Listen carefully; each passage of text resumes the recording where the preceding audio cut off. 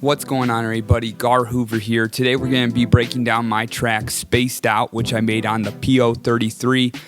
It's a dubstep track. I'm glad 140's come back around. I sampled a whole bunch of different dubstep wubs I made with Vital and Massive and then just chopped them up. So it's kind of this weird complex track of working with different chopped up samples. If you want the samples, you can grab them down below. Use them in whatever song you want, however you'd like. I don't really care. Just have fun with them. With this being such a complex track, I want to get started as soon as possible. So with that said, let's get started looking at my track Spaced Out. Okay, so we're going to get started. Obviously, as you can tell, I'm not in my normal space. My son is asleep in the room next to where I record all of my videos, so I have to relocate to start recording many of these longer form videos where I have to talk. So thank you for your flexibility and not the best lighting, but here we go. Here are the samples. We got this kind of bit crushed bass pluck, this reverby pluck as well, really spaced out reverb on that standard FM wub that I made. Another wub. They're all wubs. This one's got a lot of low end in it. I'm not sure if I even used this one, but it was loaded, so this one's got a little bit of chorus effect on it that makes it pretty cool.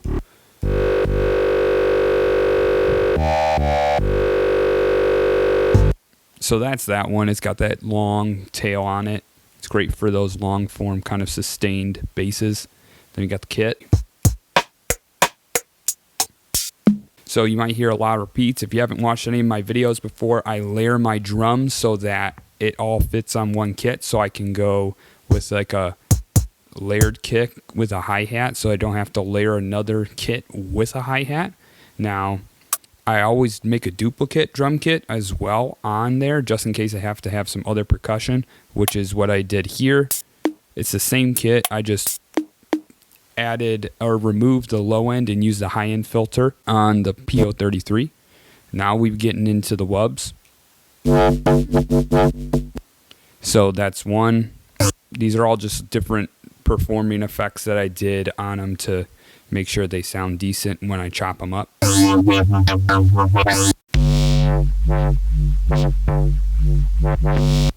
one's really messy.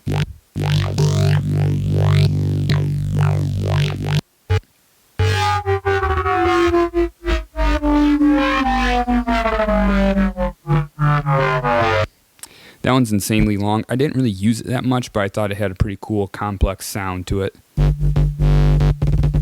That one's just a really basic wub. Obviously, the one-shot melodies are helpful for when I want to actually do some pitched wubs, but those chopped up ones are great for just extra little effects here and there, which you hear on the track. So let's get started looking at the intro.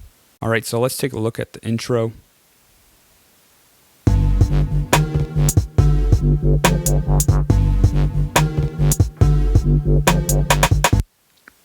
That's all it is. It's pretty simple. It's just 3 patterns because the first pattern and the third pattern are the same thing. So it goes 1, 2, 1, 5. Where they're located doesn't matter. Just the fact that it's 3 gives you a little more mileage when you're only working with 16 patterns. Instead of making it 4 patterns long, you can still get that same effect of 4 patterns with 3. So that's how I've been stretching out as best as I can. So you can hear we've got that reverb pluck that's going on the half notes, so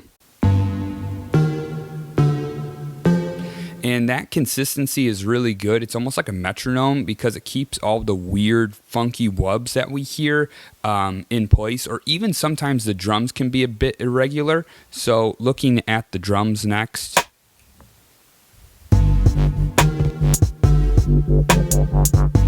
you can see the snare is just on 9. Pretty simple. It's not even a snare, it's more like a rim shot. But you get the only variation in 5 with it, with these additional hits as the fill to loop around. So it works as a loop back into the first pattern or as a transition into the verse, which is great. And you can see the kick pattern. Kick pattern is the same for every pattern. You'll see this even with the other patterns that we look at for the verse and the chorus. It's 1, 4, 15. There's also some swing on here for this beat. It's at 140 as well, so it gives it a little more variation. And then you'll also see we've got a few hi-hat hits that are pretty simple. It's nothing too crazy, but it's enough to keep it a little more interesting than it just being the snare and the kick. But as you can hear as well, we've got this kind of wub going on where I'm just picking different wub sounds.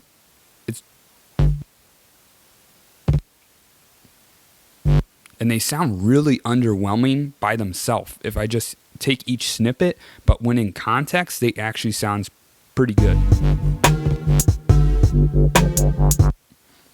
So you hear that part,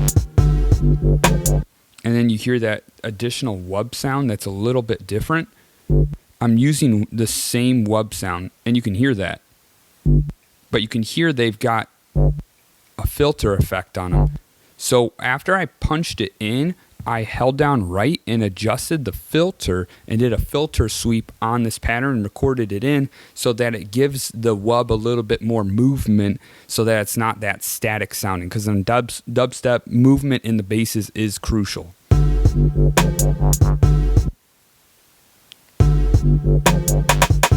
But then that second one, you hear this additional kind of sound as we're finishing the loop around in pattern 5. So, I mean, that's kind of that for the drums. We got the wubs, we got the pluck going on. So that's kind of it for the verse, the intro, but it leads well into the verse, which we're going to look at next. All right, let's take a look at the verse.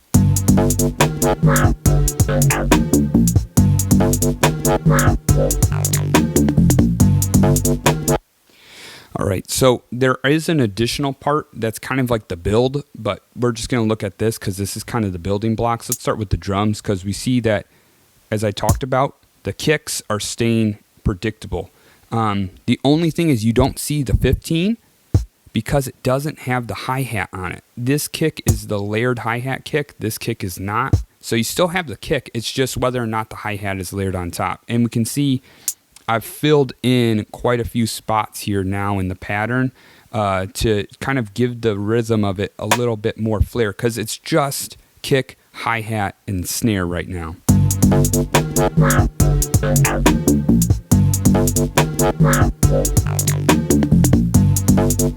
So you're hearing it. It's a pretty simple beat, but it's got this swing to it, and that's because we've got these hi-hat grooves on the even columns, and this is where the swing shifts them a little bit to the right if we're thinking about this from left to right, how you would sequence, and that adds that groove to it.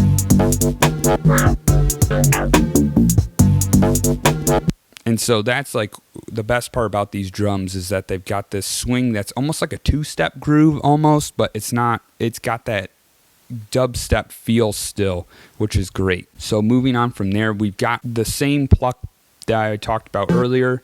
I'm not even going to go over that, but this is where it gets complicated because we've got a lot of different dubstep sounds going on all at once. If you look at the sounds where it flashes, you can see them all.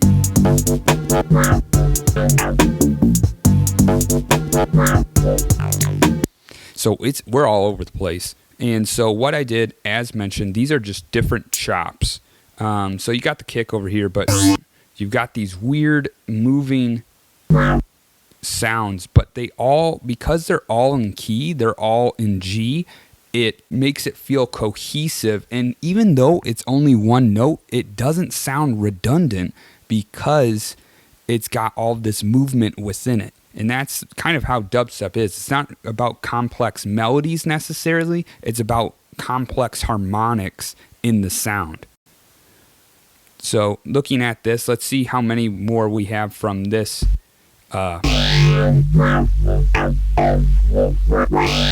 sound here. So we have the one here.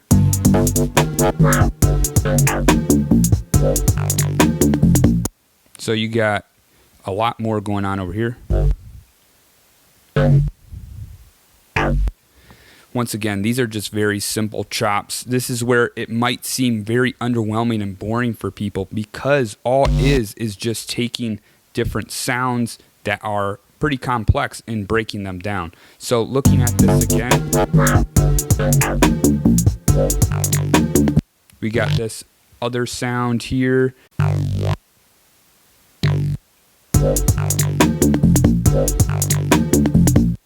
But you also have that pluck line going on with the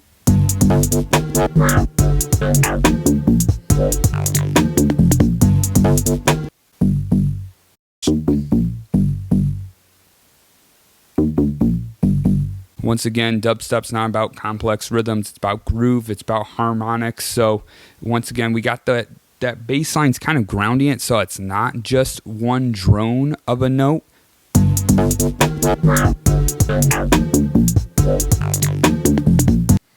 So that's kind of all that's going on there. Lots of just different chops along the way. But then we've got this movement going on that builds into the chorus, which is another 2 patterns. So instead of, because I knew I needed all of the patterns, I usually will do like 4 patterns reserved for a build, and that's really important in dubstep, but I decided to just do a 2 pattern bar. So you have the first 2 patterns that are normal for the verse, and then it does this little sweep effect, which I have here.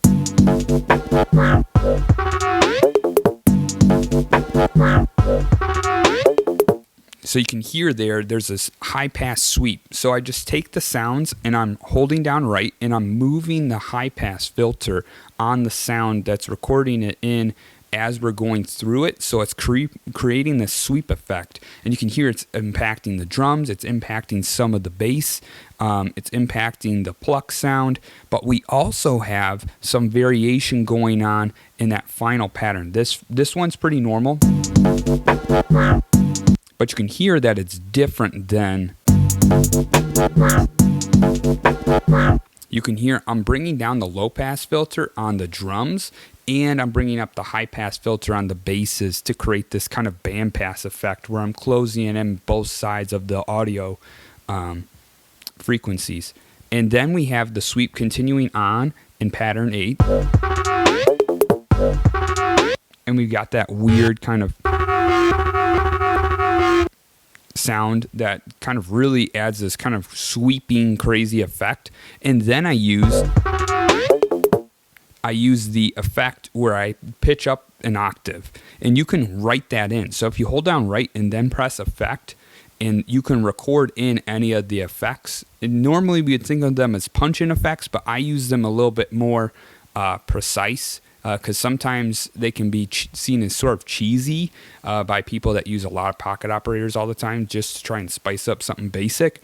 But here I wanted to use it because it added intrigue and it pitched things up where normally I'd pitch up drums if you watch other tutorials. This one I wanted to pitch everything up because the dubstep sounds are so fascinating when you slide them around the frequency. So, and you kind of get that cool, almost like acidy sound out of the, when it's pitched up, it sounds like. So it's cool to get that effect out of it. But with that kind of settles everything with the verse and the transition part of the verse into the chorus. So we're going to break down the chorus next. Okay, so let's break down the first part of the chorus.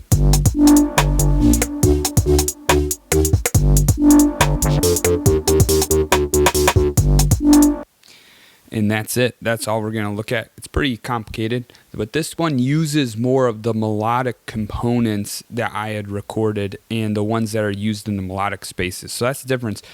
The dubstep sounds I recorded in the drum area are treated like sample chops. You can't really pitch them. You can pitch them manually, but the nice part about the melodic ones is that when you put them in the melodic bank, they're automatically put into key. So it makes it a lot easier because it's done by semitones. Looking at this, we've got the drums first. Let's look at those.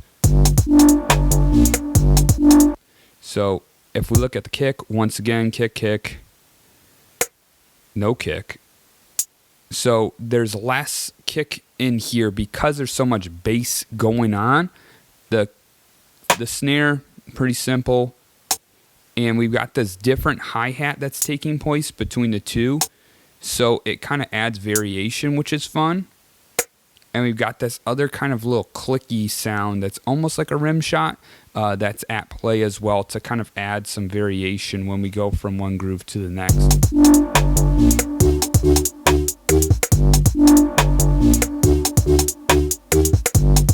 Once again, the hi-hats, they sound really cool because it's not just a straight hi-hat, so it's a little more scattered sounding. And the variation in hi-hats with the swing adds this cool feel and groove to it that we hear going on. But from there, let's look at, this is very simple. It's the same thing every time. That's all it is. And I just let it ride out. Just so it doesn't take up too much space or tail, I did do where you can hold it down and you can adjust the length. Well, that's pitch, but you can adjust the length of it. So I had it going 12 steps. So that's till the end of here, and then it stops. So that adds room for other sounds to come in and out to provide variation for the sound, which is very important. Actually, I might have had it carry out the whole time now that I think about it. I think I did. I think it's full. Yeah, because I ended up using the same note the whole time. I didn't need it. But there you go. There's a handy little tip if you're trying to save some space. You can do that with the melodic sounds. You cannot adjust the length of each drum chop specifically to the step, but you can always adjust them within the editor on the Pocket Operator. But then you've got another wub that's starting it off. That's just a pure deep wub. Once again, just the G, very simple.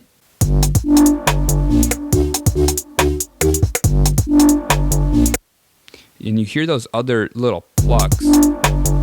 They're down here. And that's all it is. Just two little plucks. And then we've got this next sound that comes in. So that's just the classic quarter note groove that you hear in many dubstep songs. But I added a little notes in line to it. So once again, moving it away from the monotony of just one note, because it's not a sound that has a lot of movement to it. It doesn't have phasing or any weird filter sweeps. So it's important, if it's just a single one shot, to probably add some melodic variation if you can't get that harmonic variation taking place. So with that, we can go to the second part of it.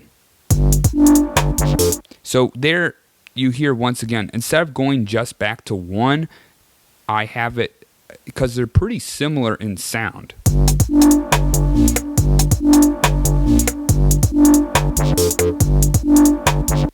I just change the little wubs that you hear.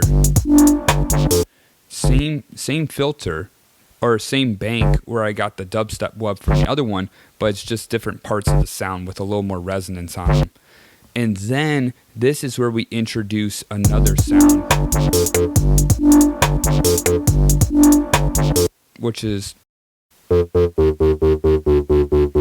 that's all it is, but it sounds really good within context.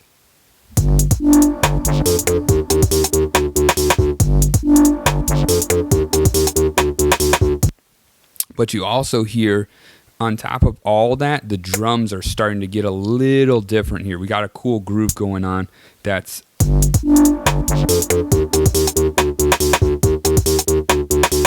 we got these open hi-hats that are taking place right here that are kind of assisting. They're kind of in that quarter note spot, and kind of add a little more drive to it because of the faster paced wub that's happening. And then you got a nice little snare fill going on as well. And so that's kind of it for this part of the chorus. The second half of the chorus that we're going to be looking at now uses a lot of chops. It's not as melodic.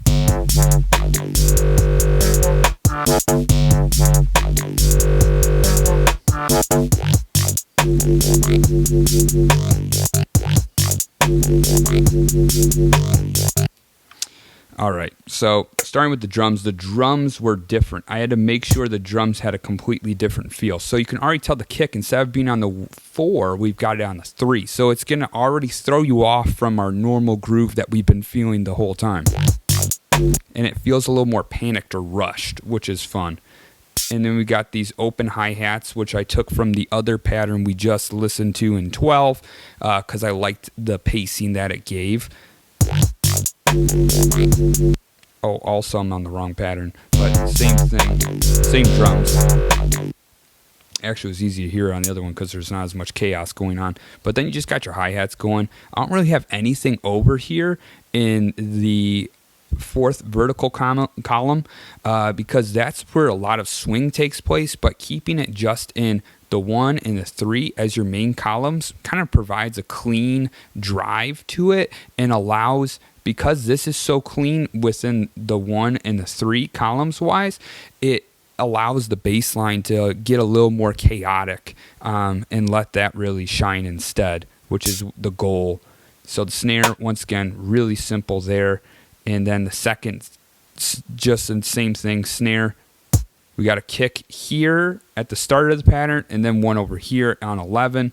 And then the hi-hats, once again, same rhythm. And then nothing, once again, in the 4th column. So that's kind of all that's happening there. But as you can hear, we've got a lot going on. If you look at just where it lights up with the different sounds,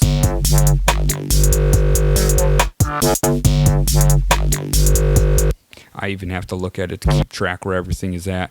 But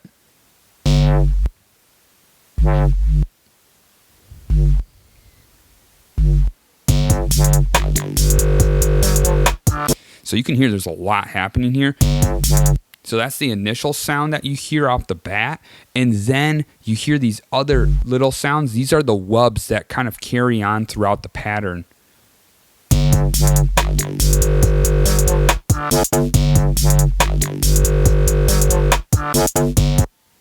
And with those wubs, I have the filter pitched down, or not pitched down, but brought down again, so it's a little bit darker sounding, because I knew I was going to layer it with the long sustained note, which, once again, and that's the one where I adjusted the length by holding it down and twisting the right knob, where I adjusted how long it's going to carry out. And so while that's happening, you can also hear there's other sounds. You got this little, once again, pretty simple. And then you got that kind of like, I don't know what to call it other than like a crazy airplane engine. That's all it is. But within context, oh, I just switched the sound. Oh well.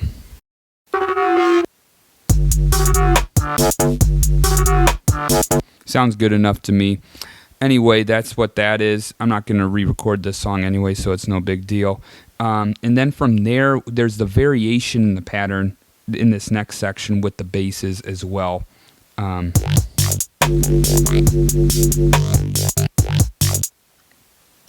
got, once again, that's kind of like intense filter sound coming out of this bass. And for this part, I knew it would be muddy layering all of these basses together, so I removed the high pass on it so that each of these basses could shine, and the deep wub could just carry through the mix nice and clear.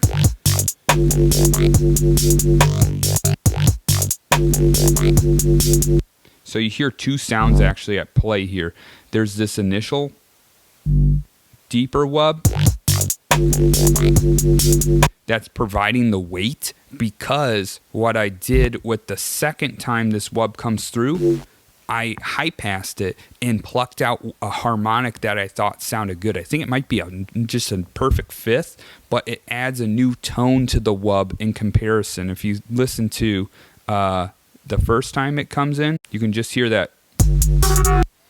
And then now,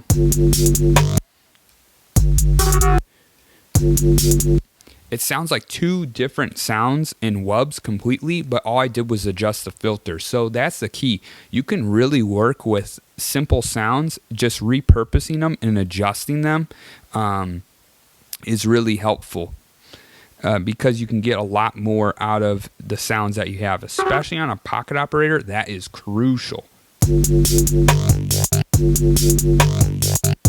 So back to the first. The drums are the same, and we got more of that kind of creepy, slimy sound to it. So that's pretty much it for this song. I'm sorry this was really boring probably for many people, because I'm just chopping up these dubstep sounds that I made, but really that's what it comes down to with a lot of dubstep, honestly. It's not really about intense melodies. As I mentioned, it's more about pulling out these fascinating harmonics and sounds. Sometimes there is melodic dubstep, of course, but this one kind of leans into a darker side, more UK style in that 140 lane. But I thought it was really fun. I hope you guys learned from this and how you can get a lot of mileage out of your samples that you have. Hope you guys continue to use the samples that I've provided for you guys. As always, please tag me if you make anything with it. Not because I want the credit, but I just like to see what people make with the sounds that I provide. So with that being said, I hope you guys have a great rest of your week, and I'll see you in the next video. See ya.